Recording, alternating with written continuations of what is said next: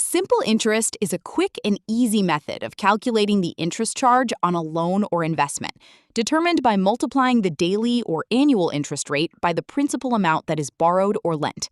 So, formula used to calculate simple interest: SI equals P times R times T divided by 100.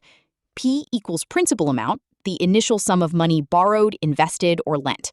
R equals annual interest rate, the percentage charged or earned per year. T equals time period, the duration the money is borrowed or invested, expressed in years. Compound interest is based on the principal amount and the interest that accumulates on it in every period. The interest compounded annually is the interest calculated on the previous year's amount A. A equals P plus I.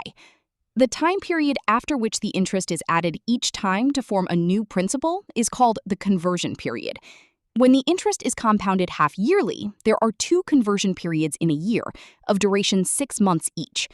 Amount when interest is compounded annually is A equals P times 1 plus R over 100 raised to N, where P is principal, R is rate of interest, and N is time period. Amount when interest is compounded half-yearly is A equals P times 1 plus R over 200 raised to 2N, where R over 200 is half-yearly rate, and 2N is the number of half years. And compound interest equals amount minus principal.